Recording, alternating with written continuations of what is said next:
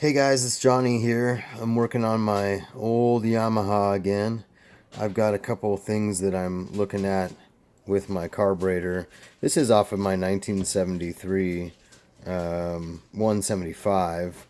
It's the original, painted black obviously, but the original Mikuni. Um, anyway, so something I was struggling with for a little bit there is losing my slide plate. So the slide plate sits on top and holds your throttle cable in place. And I'll be darned if I can't find very many of these. So luckily for me, I found a couple on eBay. I basically had my carburetor in my hand. I had the slide plate, the shaft in my hand. That sounded bad. Anyway, I had this in my hand, and the plate fell out, bounced on the ground, and there she went. Couldn't find it again. So I had to go on the hunt. But anyway, these are kind of hard to find. They're also called a throttle stopper plate or a throttle slide plate. They can be found on eBay. The thing about it is, though, is what you want to pay attention to is on the bottom of your carburetor throttle slide here, you can see the 2.0. So one thing you want to be careful of is like the 100 cc's has a 1.5. So just the diameter of the slide, and of course this is corresponding to that diameter. So you want to be really careful with that. I'm not quite sure how much the diameter really would affect how this thing sits in here, but at this point in time, what I'm looking up on my Bike Bandit account is a little bit of a helpful guide to look at that carburetor in pieces. So what I'm looking at here is my account, and I'm seeing, okay, that's not what I'm looking for, not what I'm looking for, not what I'm looking for, what I'm looking for. So hopefully we can get going to this machine here. We're going to come down to obviously fuel and air.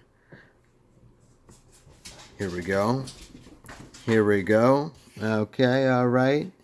And guess what, ladies and gents, and everything in between, we've got ourselves the breakdown of our carburetor.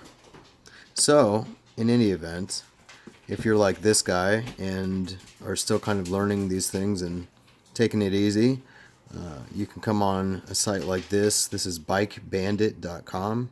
A friend of mine turned me onto this site. He had an old,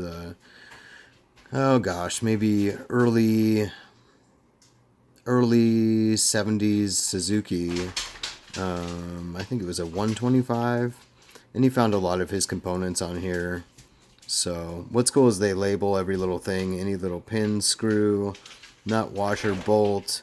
Here's your float, your gasket. You can see the corresponding numbers there, 11, 10, 2, 3, etc., etc.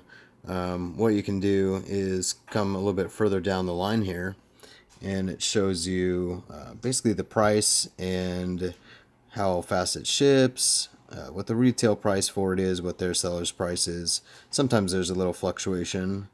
You might be able to save $1. You're still going to have to pay shipping, though. But I will tell you, the one thing they don't have in here is number 16. And guess what 16 is? You guessed it. This little hot mama right here. So this is 16. Oh, man. So anyway, while you're taking apart your carburetors, be careful. This goofy guy loses all kinds of crap all the time. So I just wanted to run through that with you guys. It took me a little while to figure that out, and especially them not having it on here was a little frustrating. So anyway, there's a little, hopefully a helpful hint for you.